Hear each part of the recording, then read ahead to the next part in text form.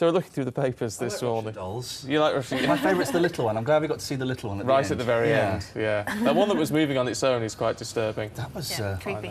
I know. We're looking through the papers, as you can see, with the broadcaster Iain Lee and theologian Vicky Beeching. I think I should call you a broadcaster as well, Vicky, because you're on everything these days. We'll start with the Observer, though, should we? And looking at concerns over this immigration centre. Yeah, it's really disturbing. It's called Yarlswood in Bedfordshire. It's the biggest immigration centre for women in the UK. It houses about 400 women. And one of the former detainees has come forwards and said that she was subject to unwanted sexual advances, and she's claiming that that's quite common in there, that the guards will kind of lure these women, allegedly saying that they'll help them, you know, with their cases if they kind of, you know, perform sexual favours for them. And it's just really disturbing because these women are so vulnerable already. Many of them have actually been rescued from very abusive situations, and if it is true, it's just devastating. So it's the guards and the officials working for the UK that are doing this alleged abuse. Yeah.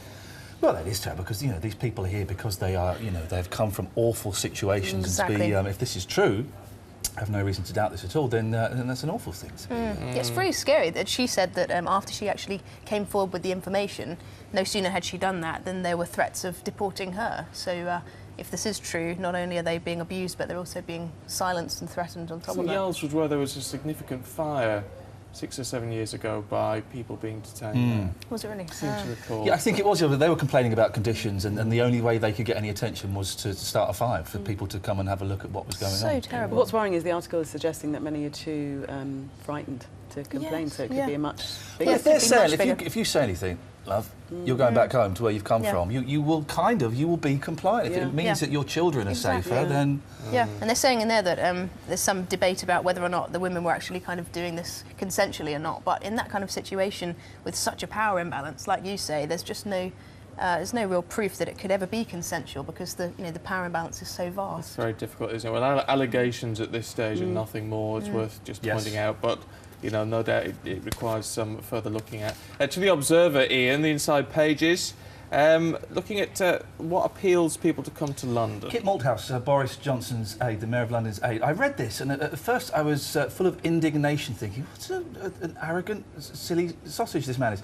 But then I read it again, I thought, well, actually, maybe he does make a point. He is suggesting that other potential tourist destinations in the UK, Edinburgh or Manchester or all these other places, that instead of spending all of their tourist budget attracting people to, say, Manchester, they should spend a proportion of their budget attracting people to London. And that would, because he is saying most people come to London and then Liverpool and Manchester are kind of offshoot destinations. No one particularly comes to the UK to go and have a look around Glasgow. And I kind of thought, well, that's a little bit unfair on all of these other places and these amazing cities and towns and villages we've got in this country. But actually thinking about it, would an American or a Russian or a Chinese person come to the UK and say, oh, we're going on holiday to Manchester. We're going to go spend 2 weeks in Manchester. Or we're going to possibly you could see an American going to Liverpool for the musical connection. But we're going to go and spend 2 weeks in Glasgow. I don't think... No, but why would Manchester or Glasgow use their budget to promote London? Well, this Mr Malthouse is saying that by getting more people into London, that will then encourage more people to go and travel. They'll come and spend, say, 10 days in London I think they're totally right. Having lived in the UK. States, I mean, nobody really seems to know much about our country other than London. When I lived there, I was there for 8 years and actually gave up telling people where I was actually from, which is Canterbury, and I just always said London because otherwise there'd be this long kind of where, you know. So I think London is definitely the gateway, and all the Americans I know that have come primarily to London, and they have done exactly what this piece says. Then they'll add on a day trip, you know, maybe Oxford or... You know, it's not a bad idea if these areas use their money to get people to go to London. If London uses some of its money to say to tourists already here, you need to get out to other parts. Yeah, by the way, but Mr Malthouse is going to do a tour where he goes around to speak to all the councils and about this and says, by the way, Liverpool, why don't you spend £5 million getting people to come to London? I mean, they're going to tell him to jog on, aren't they? Exactly. It's going to be an uncomfortable meeting. It could work, though. I think it's got a lot of it does. When you think about it, it makes sense. Yeah. I think. The one other place that Americans really love coming to is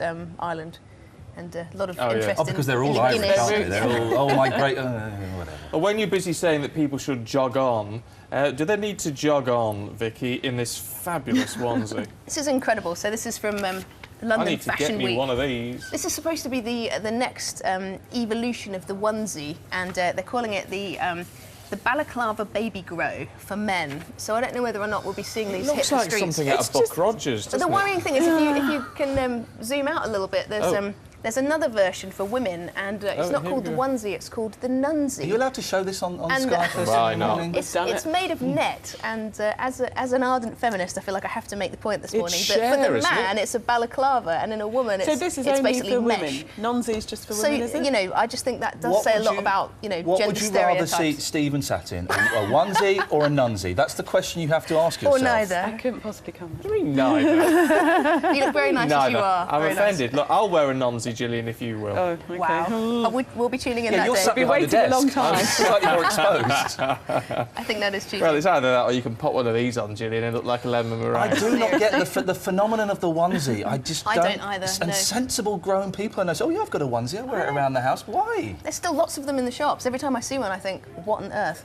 Have you, oh no! Do you look. have one? You've got a Have you? onesie. They're comfortable. Oh no! What colour is I've it? lost all Is romantic it like respect leopard for skin? you. Or? It is. Just Leopard print horrific. onesie. I don't Wow. leave the house in Does it have a balaclava? No. You know, I don't leave sometimes the you house pop down to the corner shop to get a pint of milk in your onesie. You have done that. Wow. I know Have a you onesie done owner. that? What's the next story? Have you That done we're that, looking You've been Gillian? out in your onesie, haven't you? You have. What is the next Unbelievable. story? Have you done You it? left the house. I went to Sainsbury's in my slippers. Does that Well, count? slippers is fine. Of course That's it is. very different. But going to Yeah. buy a onesie. Oh, Especially Gillian, leopard print. Leopard Gillian, print is- wow. Yeah, break. We've got to take a break It's time now, for just the break. because It needs to Gillian, come up on the strapline underneath. Sky exclusive. Yeah. Gillian needs to sort of try and calm her shame in the next 2 minutes. Then we'll be back You're with more blushing. stories for you. We're looking through the papers with Iain and with Vicky. Who are you going to call, Iain? I'm going to call the Ghostbusters. Is it Ghostbusters 2? Look at this. A survey has come out, and I'm shocked by this. It turns out that most people are idiots. They are idiots. 52% in Breaking this news. survey believe in ghosts.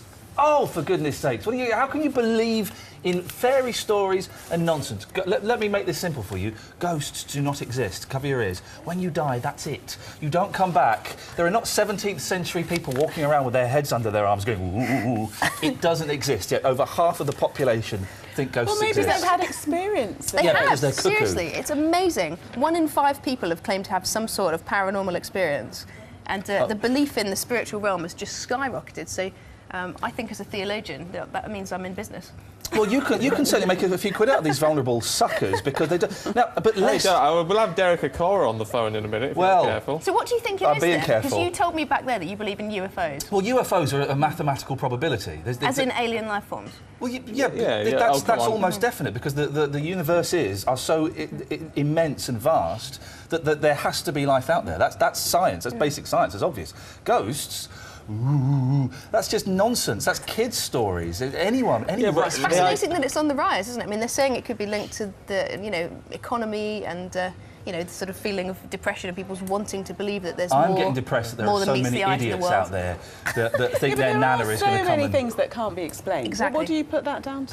Put what down to? And What- miraculous these are the healings same and- people. Give me an example. Oh, I don't know. I've never had an experience. Because but there it doesn't exist. No, but there are sane people who have there had are, there experiences totally that they are. can't explain. I don't 1 in believe 5 there people are. are not insane, are they? I mean, Well, 1 in 5 people are think so? hallucinating, are wishful thinking, are dreaming. would you are apply that to drunk. religion as well or not? Well, now we're getting into slightly shady territory. Yes, It's I very would. similar, though. but I mean, supernatural, spiritual experiences. Do you think there's any truth in it? Oh, listen, now it's all getting a little bit heavy on a Sunday morning, isn't it? This is Sunday morning. How appropriate. I respect people's belief in a system, and I'm not denying there may well be a higher power, but people that walk through walls and rattle chains and, if you don't go up into the attic because you'll hear Nana Smith sitting on a rocking chair. That's the comedic side of it, but there is a serious side that people Well, what have a is- spiritual belief and they do believe that there's an afterlife. like Well, end of that's life, different. near-death Afterlife is different experiences. from ghosts.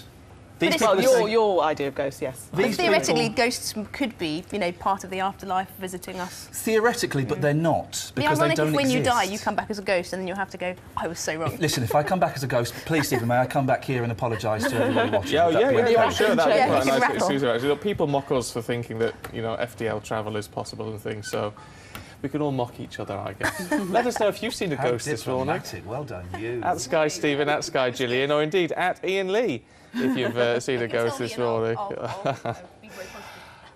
Let's get a